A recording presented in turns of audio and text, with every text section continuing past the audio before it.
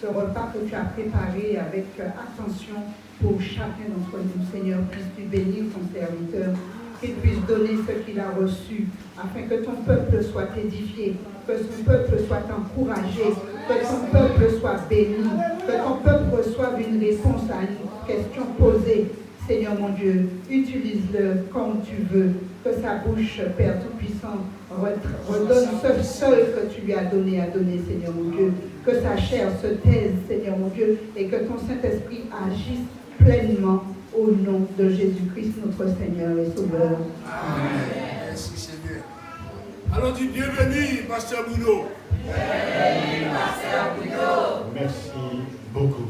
Que la paix et la grâce de Dieu soient sur chacun de vous. Amen. J'aimerais vous dire ceci, vous rappeler ceci, chacun de vous, quelle que soit votre situation, Dieu vous aime. Amen. Dieu vous aime passionnément. Peut-être que Dieu n'aime pas une situation, ta situation peut-être. Mais toi, âme vivante, Dieu t'aime. Et parce que Dieu t'aime, Dieu a un plan pour ta vie. Et je bénis son nom. Alors j'aimerais vous encourager, le pasteur a beaucoup insisté sur l'heure. Frères et sœurs, c'est important. La Bible dit, si nous sommes fidèles dans les petites choses, Dieu nous confie de grandes choses. Et celui qui est fidèle dans les petites choses, l'est aussi dans les grandes choses. Mais celui qui n'est pas fidèle dans les petites choses, il ne l'est pas non plus dans les grandes choses. Alors, soyons fidèles à la vie d'église, soyons fidèles à l'heure qui est arrêtée. La Bible dit, Pierre et Jean montaient au temple à l'heure de la prière. Ils respectaient l'heure de la prière, et c'est important, frères et sœurs, et aussi soulager votre pasteur, parce que je le comprends, c'est pas facile, c'est pas évident. Maintenant, on fait avec les moyens du bord. Chez nous, aux Antilles, nous disons, faites faute griffe, nous allons manger belle. Faute maman, nous allons t'aider papa. Peut-être avec les moyens du bord, c'est lui qui fait le va-et-vient, mais normalement, ça ne devrait pas être sa tâche pour le soulager, mais en tout cas, faites tout pour avancer l'œuvre du Seigneur. Sans tarder, j'aimerais vous encourager, nous encourager tous ensemble, puisque ce jour marque une histoire. Et j'aimerais déjà lire avec vous dans Exode. Exode, le chapitre 12.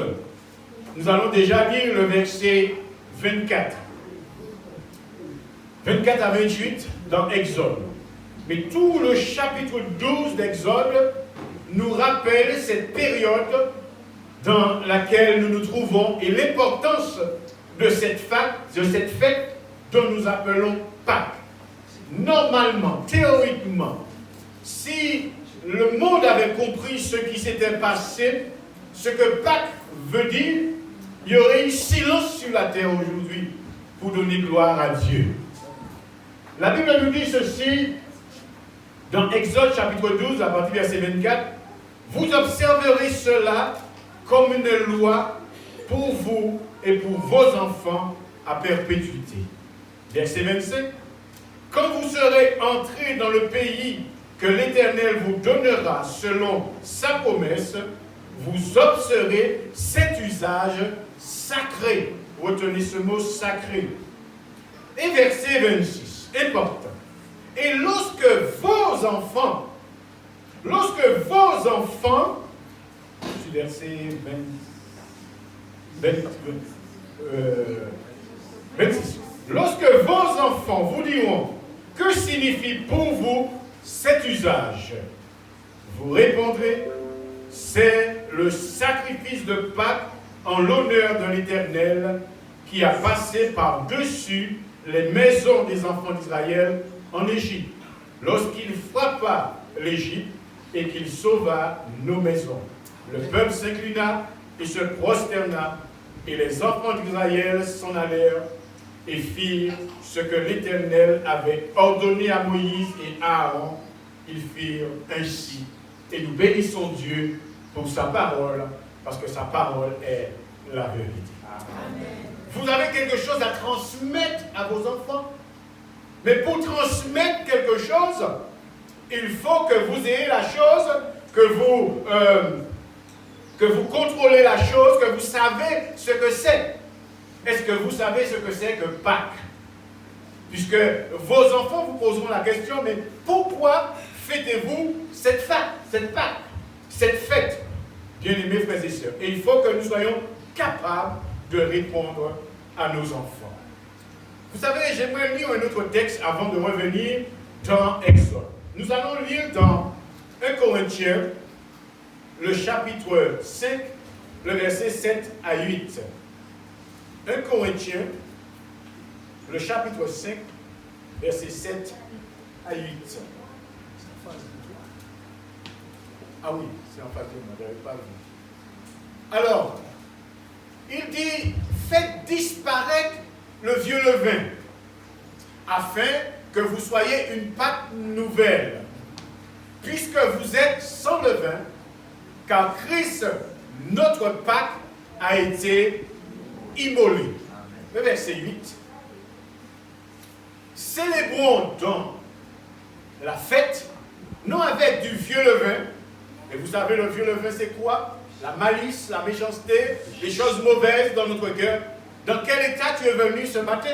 Est-ce que tu es dans une bonne disposition de cœur pour fêter ce moment-là?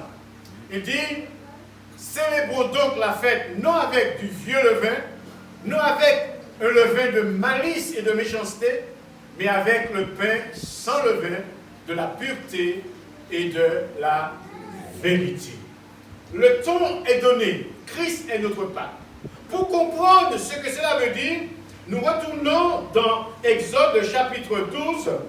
Il dit ceci, déjà le verset 1er. L'Éternel dit à Moïse et à Aaron. Dieu donne à Moïse une information. Il enseigne Moïse afin que Moïse et Aaron puissent enseigner le peuple. Puisque Dieu a un plan et Dieu a un projet. J'aimerais te dire que Dieu a un plan, un projet pour ta vie. Amen. Et le verset 5, il dit ceci. Même le verset 4. Si la maison, verset 3. Parlez à toute l'assemblée d'Israël et dites, le 10e jour de ce mois, on prendra un agneau pour chaque famille, un agneau ou un chevreau. Si la maison est trop peu nombreux pour un agneau, on le prendra avec son plus proche voisin. Descendons au verset 5. Ce sera un agneau sans défaut. Ce sera un agneau sans défaut, nous dit la Bible dans le verset 5.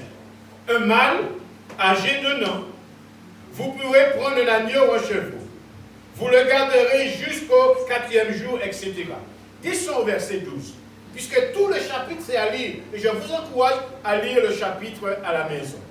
Le verset 12. Il est dit ceci. Cette nuit-là, Dieu leur dit, cette nuit-là. Alors le contexte est, le peuple d'Israël est en captivité en Égypte. Mais Dieu avait fait la promesse, même avant que le peuple soit en captivité, Dieu avait fait la promesse qu'il va délivrer, qu'il va libérer le peuple. Et le peuple a été en captivité plus de 400 ans. Et là, Dieu décide maintenant que le moment est arrivé de libérer le peuple. J'aimerais te dire, si tu es dans une situation difficile, c'est peut-être le moment pour Dieu de te libérer aujourd'hui. Parce qu'il y a un temps pour toutes choses.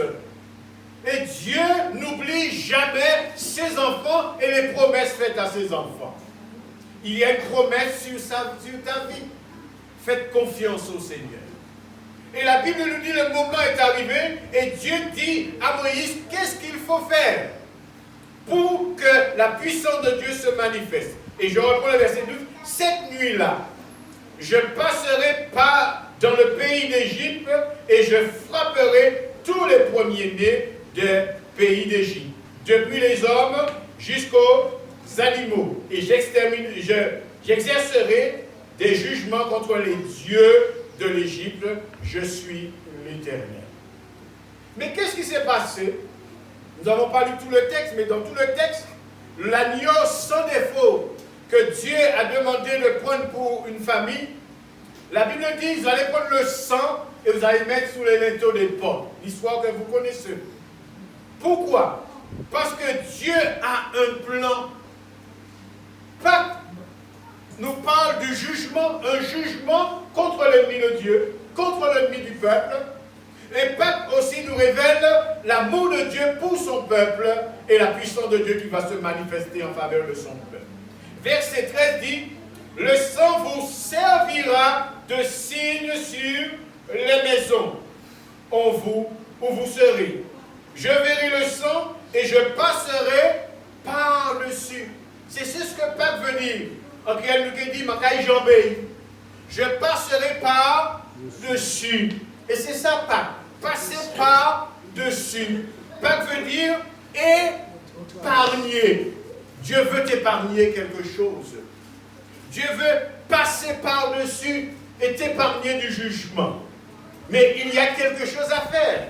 Pour que Dieu puisse épargner le peuple hébreu, il fallait faire quelque chose.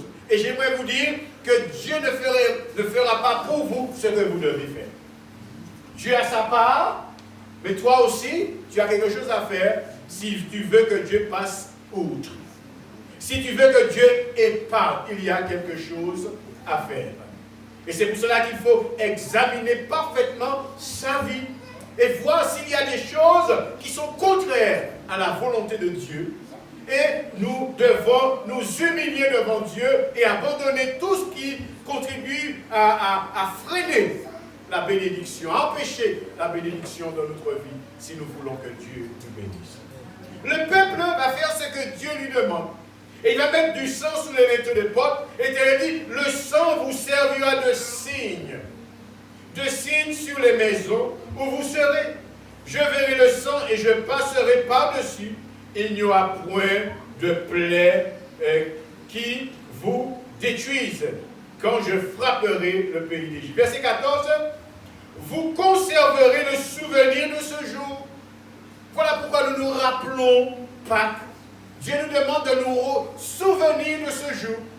Et si les enfants vous posent la question, vous devez être capable de leur dire pourquoi Pâques et pourquoi nous fêtons Pâques et pas à la manière du monde. Comme le pasteur dit, il y a ce mouvement traditionnel où Pâques c'est la mer, où Pâques c'est les crabes, où Pâques c'est les acras, où dans d'autres pays c'est le chocolat, etc. Pâques et tout cela. Je ne juge pas. Moi-même, je mange des crabes. Quand c'est très bien fait, je mange des crabes. Je n'ai rien contre les crabes, ni les acras. Si vous en avez, invitez les fois primaires. Mais nous savons que Pâques n'est pas ça. Pâques n'est pas toutes ces choses. Pâques, c'est plus que toutes ces choses. Et malheureusement, ceux qui fêtent toutes ces choses oublient même l'essence et la nature même de cette fête. Et c'est ça la tragédie. Aller à la mer, il n'y a rien de mal. Moi, j'aime bien aller à la mer. Il n'y a rien de mal à tout cela. Mais c'est oublier le sens même de Pâques, qui est une tragédie et qui est une abomination aux yeux de l'Éternel. Et verset 15 nous dit ceci, je n'ai pas fini le verset 14, vous conserverez le souvenir de ce jour et vous célébrerez par une fête en l'honneur de l'Éternel. Tout ce qui se passe aujourd'hui en dehors des églises qui ont compris, ce n'est pas en l'honneur de l'Éternel. Ce sont les commerces qui profitent. Ce sont les commerçants qui profitent. On ne fait pas une fête en l'honneur de l'Éternel. Combien d'hommes et de femmes aiment cette période de Pâques et disent qu'ils fêtent Pâques, mais qui sont athées, qui ne croient même pas en Dieu, qui ne croient même pas en la Bible, mais qui aiment Pâques, qui aiment Noël, qui aiment ces fêtes. Parce que pour eux, ces fêtes est synonyme de jouissance, de boire de l'alcool, de s'amuser, etc., frères et sœurs. Mais pour nous, n'oublions pas que Pâques a une importance capitale pour nous, chrétiens, frères et sœurs. Verset 15. Pendant 7 jours, vous mangerez des pains sans levain, dès le premier jour, etc., etc. Alors, verset 23. Verset 23 nous dit, quand l'Éternel passera pour frapper l'Égypte, et verra le sang sur les linteaux et sur les poteaux, l'Éternel passera par-dessus, nous dit la Bible, la porte, et il ne permettra pas aux destructeurs d'entrer dans vos maisons. Dieu nous dit que Pâques est synonyme de délivrance. Dieu veut délivrer, Dieu veut libérer, Dieu veut passer outre, Dieu veut nous guérir. C'est ce que Pâques veut dire pour chacun de nous. Versets 26 et 27. Et lorsque vos enfants, nous l'avons lu, vous diront, que signifie pour vous cet usage? Frères et sœurs, c'était pour le peuple hébreu en captivité. Mais pour nous aujourd'hui, quel est le sens de la Pâque? Nous n'avons pas été comme les Hébreux en esclavage en Égypte. Mais quand même, Pâques nous concerne. Pâques concerne chacun de nous. Et nous bénissons Dieu pour cela. Nous avons lu dans 1 Corinthiens 5, versets 7 à 8, Christ, notre Pâques, a été immolé. Jésus, le Fils de Dieu, est l'agneau pascal qui est mort crucifié sur la croix du calvaire.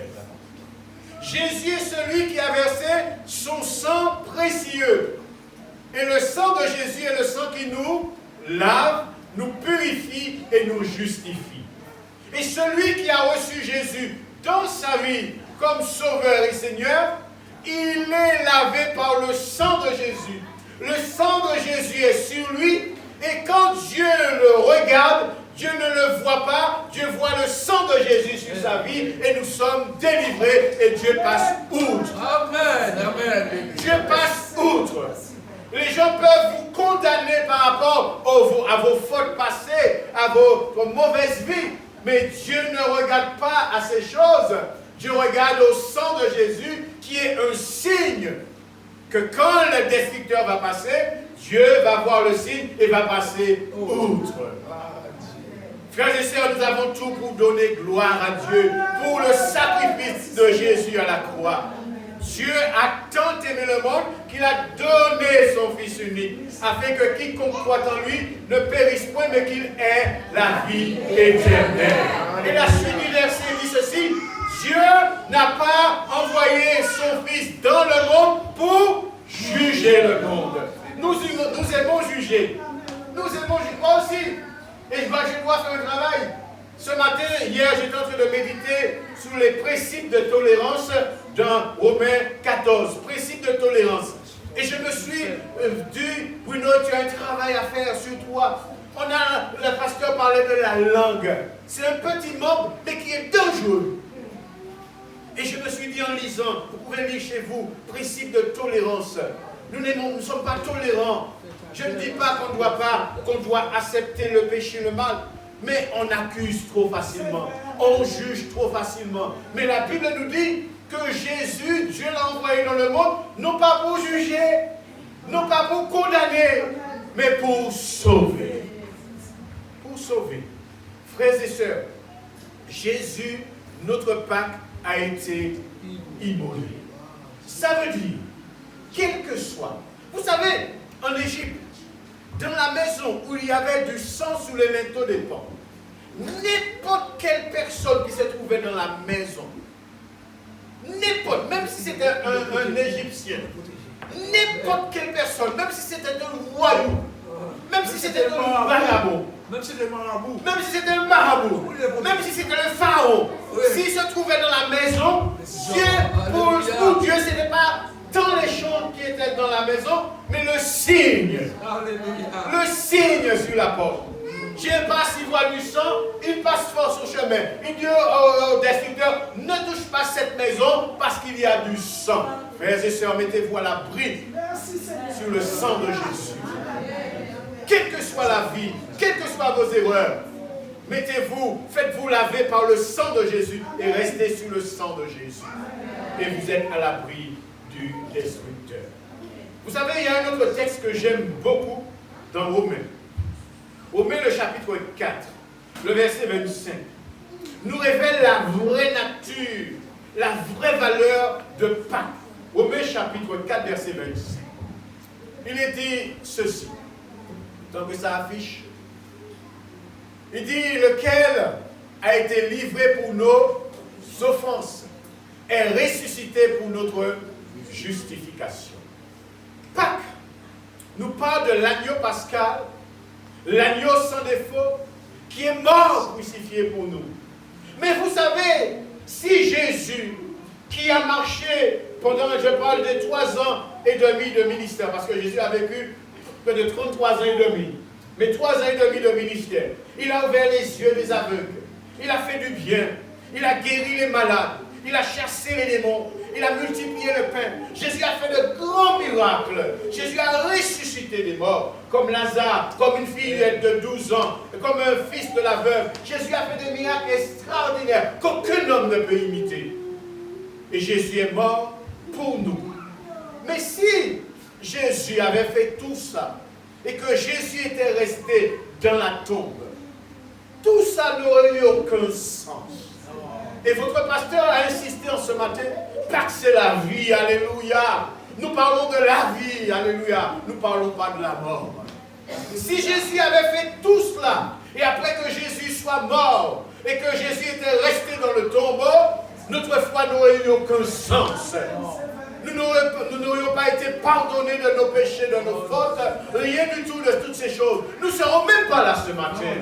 Mais béni soit l'Éternel, la Bible nous dit que Jésus est ressuscité. Bien, frères et sœurs, c'est ça la base même de l'Évangile. Jésus mort et ressuscité. Et parce que Jésus est ressuscité, j'ai de l'espoir. Tu as de l'espoir. Nous avons de l'espérance. Alléluia. Et n'importe quel homme, quelle que soit sa vie, nous croyons qu'il y a une possibilité pour lui d'être arraché de cette situation. Parce que Jésus, notre Rédempteur, est vivant. C'est ça que Pâques nous révèle. Il est mort, mais il est ressuscité des morts. Et puisque Jésus est ressuscité, nous croyons qu'il y a une résurrection des morts. Et puisque Jésus est ressuscité, quand Jean et Pierre montaient au temple, ils savaient qu'ils pouvaient prier pour cet homme au nom de celui qui est ressuscité. Alléluia. Si Jésus n'était pas ressuscité, nous n'allions pas prier pour les malades au nom de qui? Au nom de quelqu'un qui est mort alors. Ça n'aurait aucun sens. Mais on prie parce que nous savons que notre Rédempteur est vivant. Alléluia. J'ai péché contre Dieu, mais je vais m'humilier parce que je sais que mon Rédempteur est vivant et qu'il me pardonnera. Parce que si nous confessons nos péchés, il est fidèle et juste pour nous les pardonner. Pâques nous révèle que quelque chose s'est passé à la croix du Calvaire. L'amour de Dieu s'est manifesté pour les pécheurs. L'amour de Dieu s'est manifesté pour toi. L'amour de Dieu s'est manifesté pour moi. Et non seulement cela, Jésus est mort, mais Dieu l'a ressuscité des morts. Et parce que Jésus est ressuscité, nous sommes dans la joie et nous bénissons son nom. J'aimerais lire avec vous un autre texte dans 1 Corinthiens chapitre 6. 1 Corinthiens, le chapitre 6, le verset 14, qui est une très bonne nouvelle. Bien-aimé, l'évangile, c'est une très bonne nouvelle. L'évangile donne l'espoir à toute personne. Quelle que soit sa situation, le but de l'évangile, c'est de donner l'espoir. Jésus dit que je ne suis pas venu pour juger, je ne suis pas venu pour condamner, mais je suis venu pour sauver les pécheurs. 1 Corinthiens 6, verset 14. Et Dieu, qui a ressuscité Jésus, le Seigneur, nous, alléluia. Il y a deux portées dans ce passage. Premièrement, il nous ressuscite spirituellement. Ça veut dire que celui qui est mort dans ses péchés, celui qui est mort à cause de sa désobéissance, il a la possibilité d'être ressuscité s'il se tourne par la foi vers Jésus de Nazareth. Puisque Dieu a ressuscité Jésus d'entre les morts, la Bible nous dit que Dieu nous ressuscitera aussi par sa puissance. Frères et sœurs, par sa puissance, Dieu veut te ressusciter. Peut-être ce matin tu es là, physiquement tu es vivant. Mais la Bible dit que celui qui vit dans le péché, il est mort, quoique vivant. Tu marches, tu manges, tu vas au travail, tu es marié, tu fais l'amour, tout cela et cela, mais tu es mort aux yeux de Dieu. Tu vas te dire, mais non, je suis vivant, touche-moi, je suis vivant. Mais aux yeux de Dieu, tu es mort. Mort spirituellement. Quand Dieu a dit à Adam et à Ève, vous ne mangerez pas du fruit de l'arbre de la connaissance du bien, parce que le jour où vous en mangez, vous mourrez. Est-ce qu'Adam est mort tout de suite? Non. Son fils est mort avant lui, très longtemps avant lui. Il n'est pas mort tout de suite. Mais s'il était mort, il n'est pas mort physiquement, mais il est mort tout de suite spirituellement, parce qu'il y a une séparation entre lui et Dieu. Et Dieu nous parle de cette résurrection. Et vous savez, dans l'évangile de Jean, le chapitre 5, si je ne me trompe pas, Jésus dit, l'heure est déjà venue où les morts entendront la voix du Fils de l'homme et ceux qui l'auront entendu vivront. Quand j'ai compris cette texte, j'ai dit, mais il dit que l'heure est déjà venue. C'est Jean, le chapitre 5, je crois, verset 24. On va essayer de le trouver parce que c'est important. J'ai un peu de temps encore. J'ai presque fini, j'ai un peu de temps, alors je peux aller dans ce texte. Jean, le chapitre 5, si je me trompe, 5 combien? 5, 25. Jean, chapitre 5, verset 25. Ok. Il y a beaucoup de chrétiens qui n'ont pas compris ce texte. J'ai même posé une fois quelques responsables de me donner l'explication, ils avaient du mal. Et quand je leur ai expliqué, ils ont compris. En vérité, je vous le dis, l'heure vient et elle est déjà venue. L'heure vient et elle est déjà venue où les morts entendront la voix du Fils de Dieu et ceux qui l'auront entendu vivront. Alors, on s'est posé la question, mais l'heure est déjà venue. Mais là, il est parlé de mort spirituelle. Que Jésus est venu et l'heure est là. Que ceux qui sont morts spirituellement, ceux qui sont assis dans les ténèbres, voient une grande lumière venir, nous dit la Bible. Et ceux qui croient sont ressuscités. Il y a un jour dans ma vie où j'ai rencontré Jésus et j'ai dit oui à Jésus. Je suis passé de la mort à la vie, des ténèbres à la lumière, du royaume du diable au royaume de Dieu. Béni soit l'Éternel.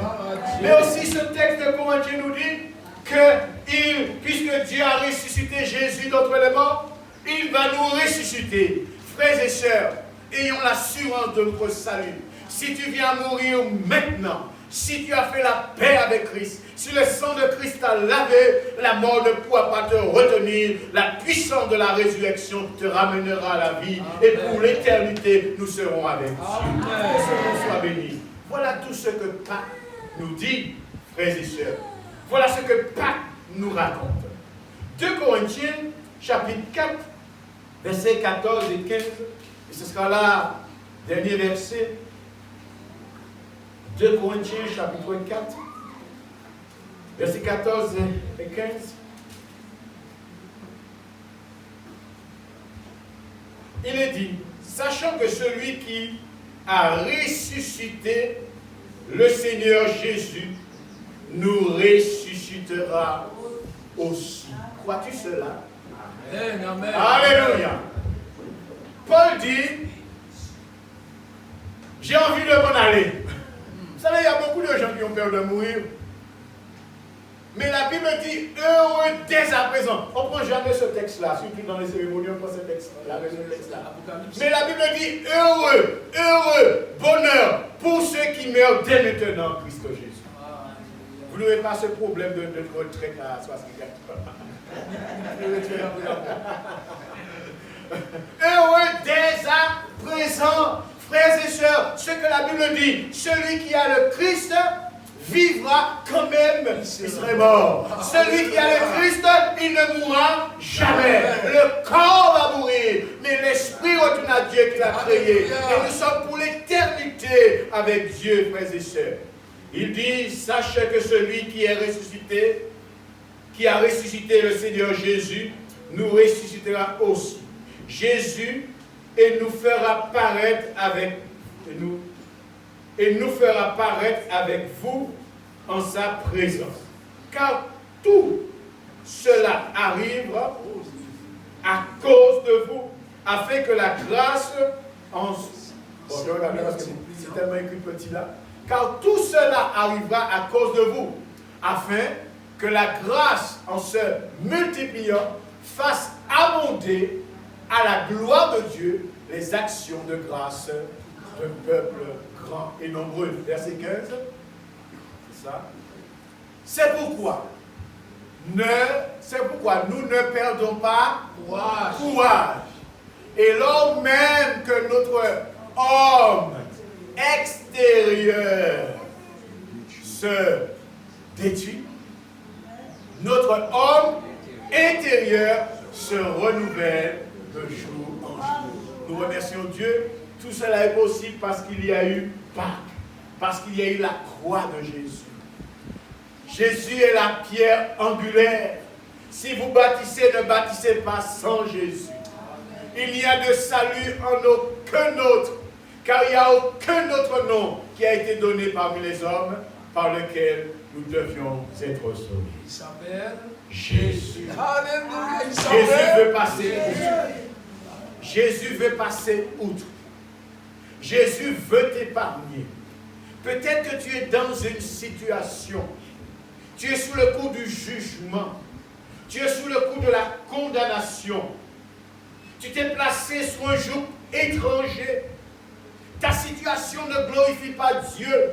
Et le diable a pris sur ta vie parce que tu lui as ouvert une porte.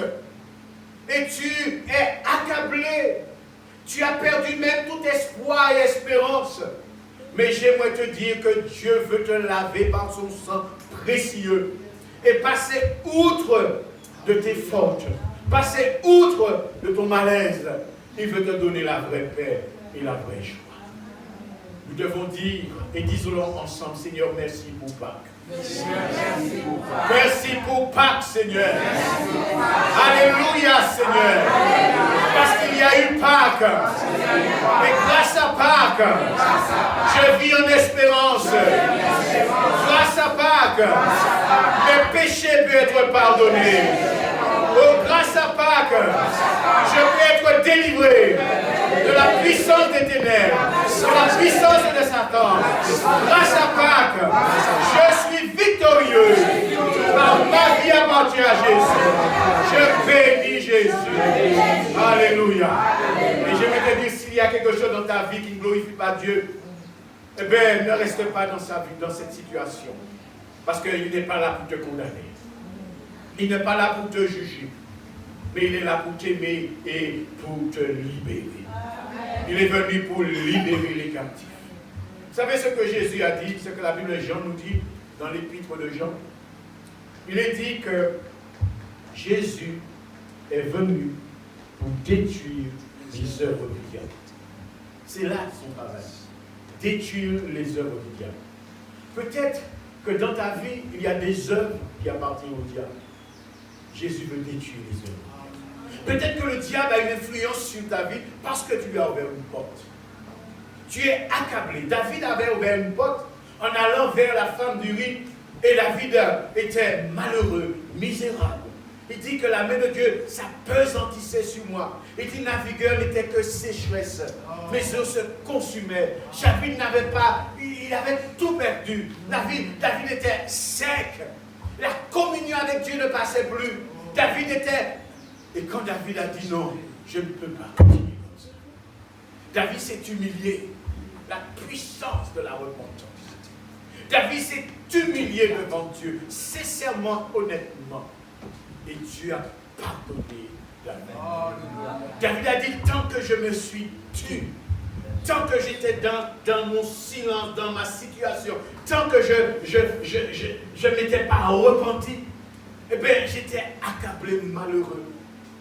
Mais quand j'ai dit, j'avouerai mes transgressions à l'Éternel.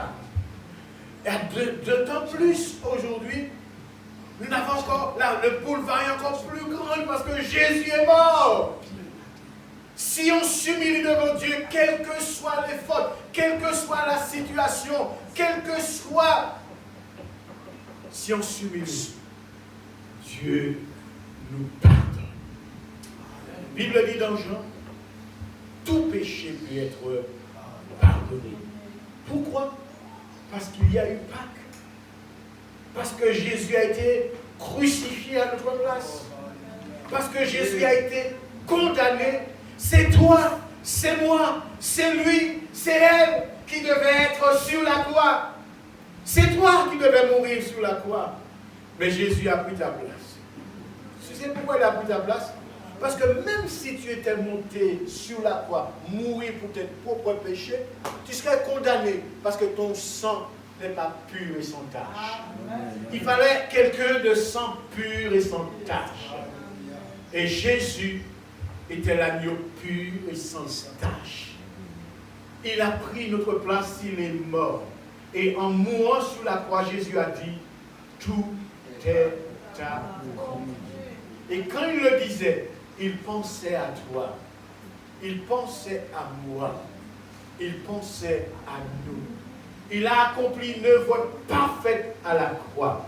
Et la Bible dit maintenant, celui qui croit, et le mot croire là veut dire obéir, accepter. Celui qui le reçoit, il reçoit le pardon des péchés et le don de la vie éternelle. Quand vous racontez à vos enfants ce qu'est Pâques, voilà tout ce que vous devez dire à vos enfants. Pâques, délivrance. Pâques, guérison.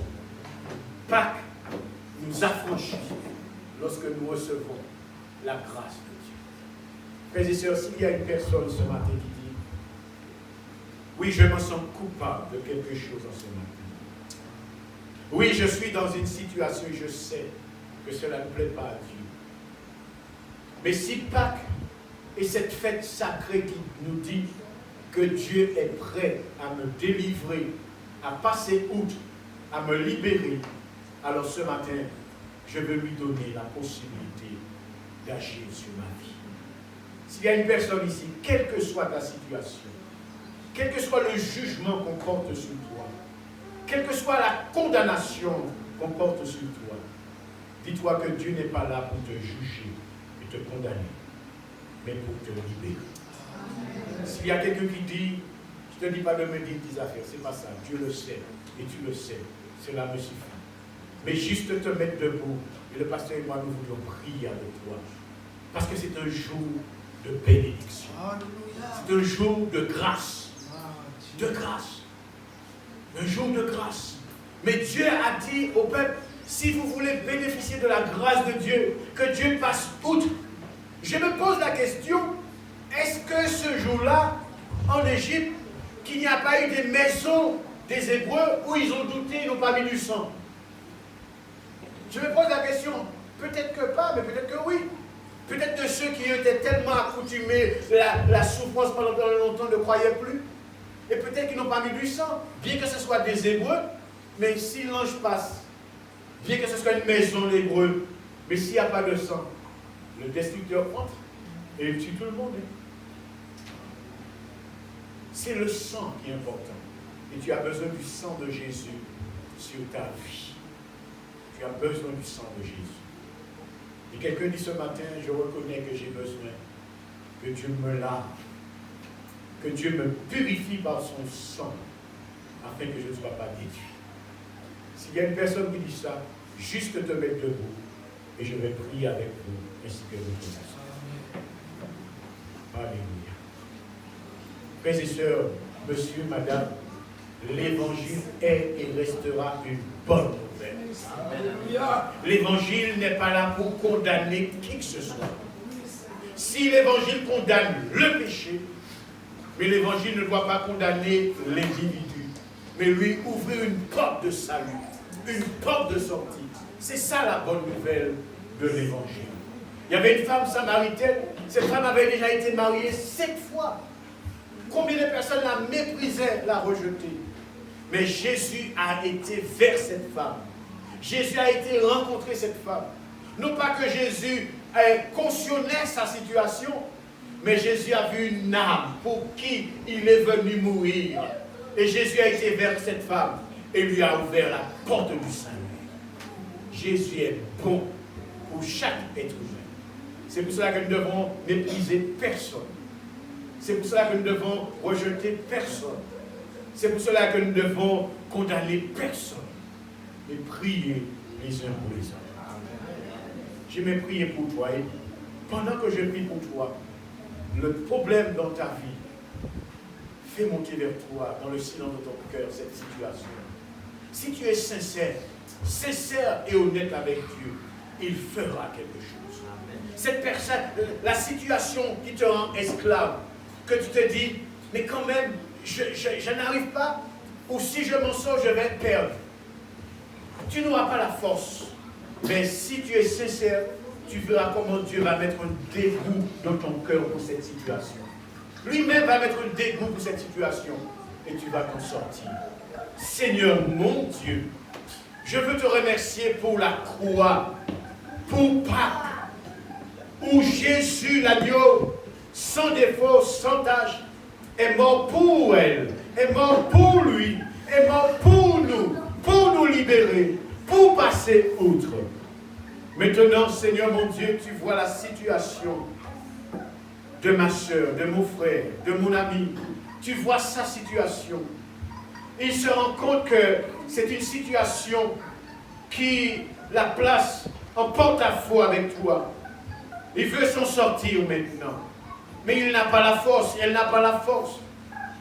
Mais maintenant, elle crie vers toi.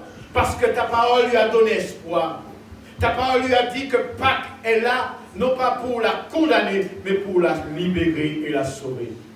Et elle s'est mise debout en signe en disant, Seigneur, me voici, délivre-moi.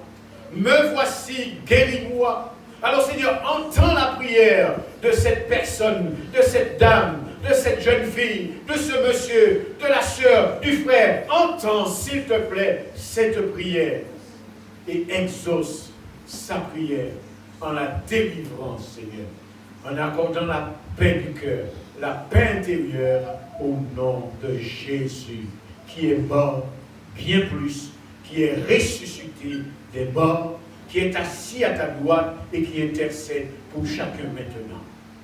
Jésus intercède auprès du Père, toi qui t'es mis debout, et il intercède en ta faveur maintenant auprès du Père. Et Jésus a dit, Dieu m'exauce toujours. Alors crois que Dieu exauce la prière de Jésus qui intercède pour toi maintenant auprès du Père. Et nous bénissons son nom. Et levez la main et dites, merci Seigneur. Merci Seigneur. Amen. Alléluia.